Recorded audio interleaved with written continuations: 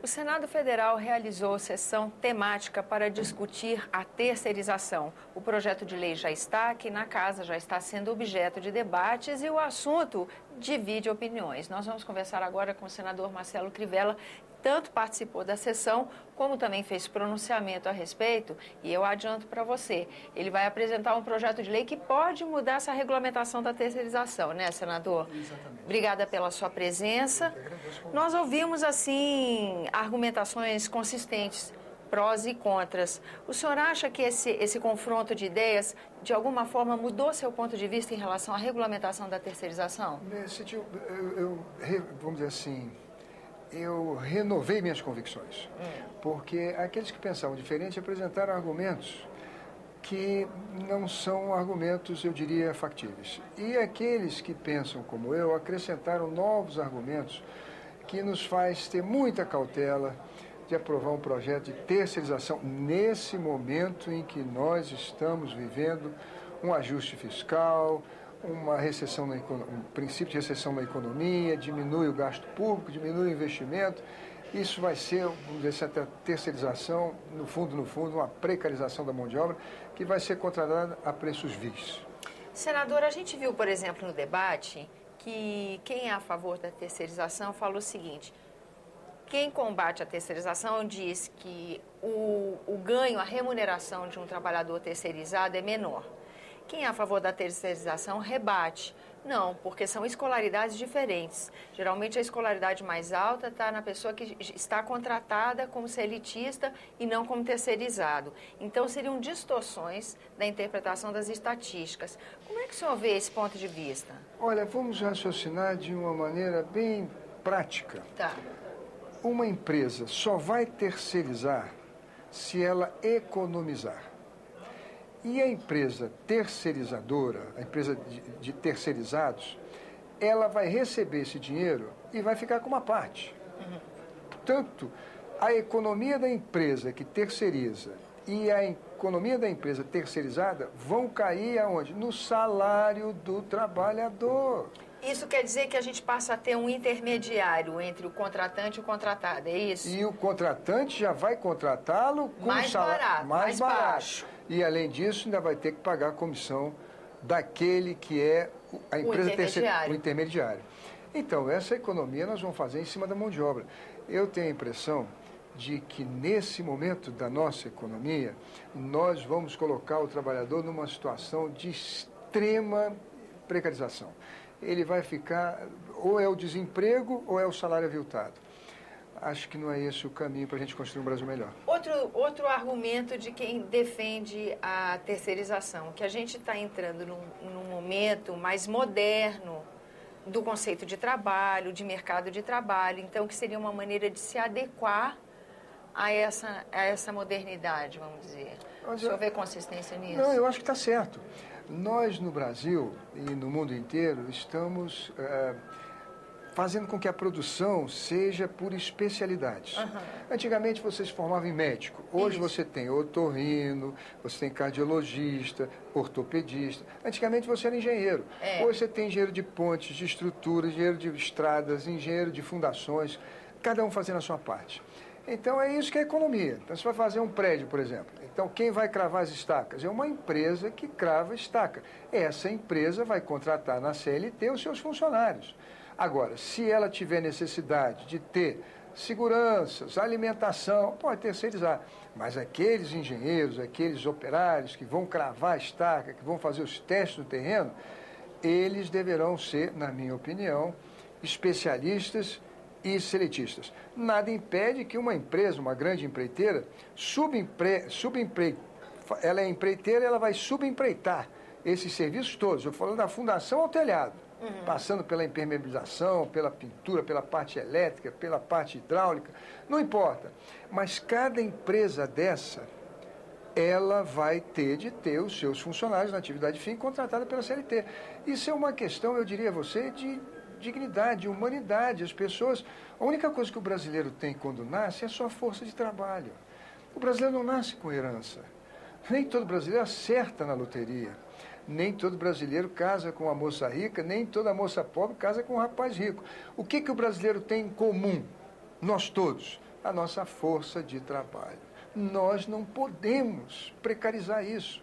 Nós não podemos tornar a nossa única riqueza num bem que não terá valor no mercado.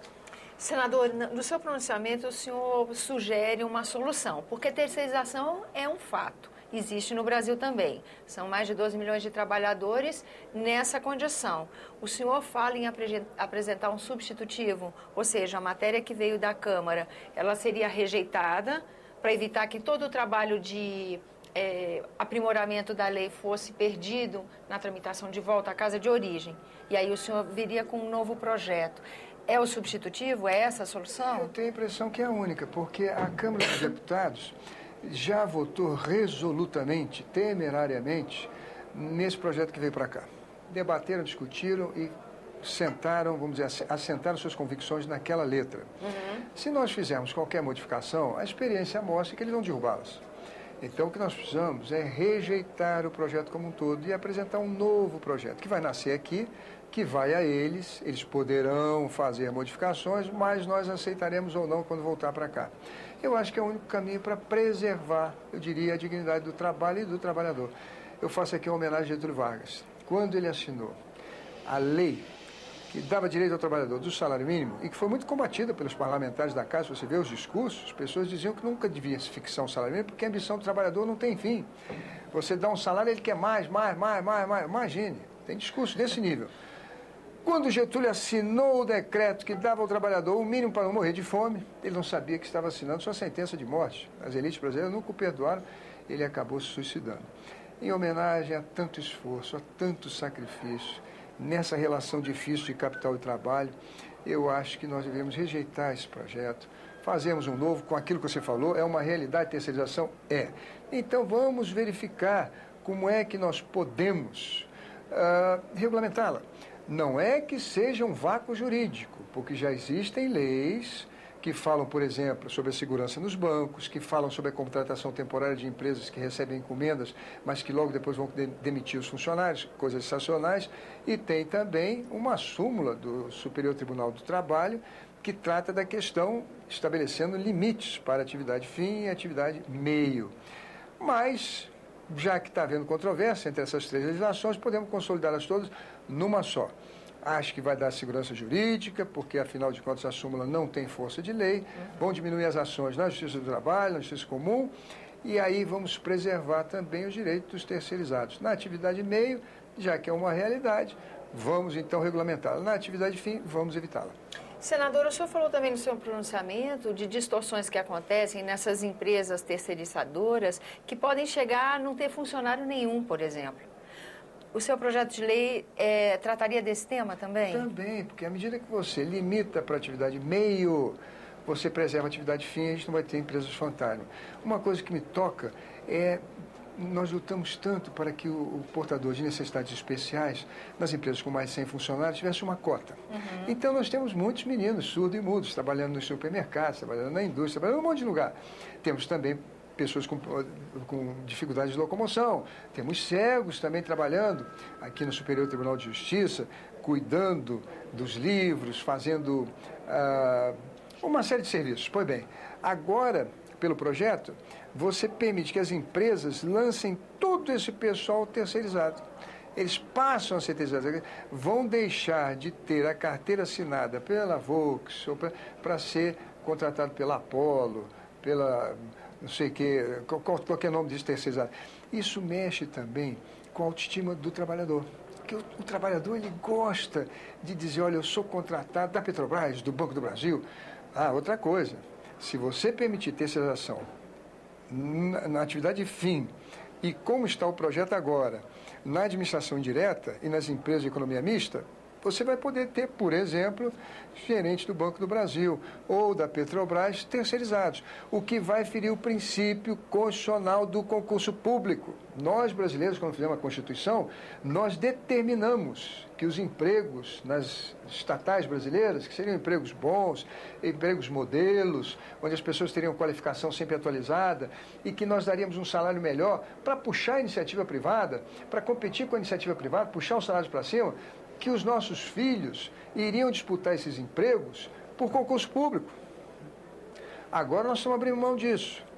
e estamos deixando terceirizar para que empresas terceirizadas ou terceirizadas, né? Elas possam, eu diria, ganhar a comissão, a taxa de administração em cima dessa mão de obra, certamente qualificada, porque vai estar lá sob fiscalização e exercendo funções importantes, mas sem que haja uma competição, eu diria, democrática, que legitime o acesso deles lá. Eu acho que vai ser muito ruim. Senador, eu queria agradecer a sua presença aqui no nosso programa. Eu que agradeço, querida. Agradeço também a você que nos acompanha pela atenção. Lembrando que esse é o programa Argumento, que eu sou Tânia Roma e que você é nosso sempre convidado a fazer sugestões e críticas ao trabalho da TV Senado. Para isso é 0800 61 2211, ligação gratuita.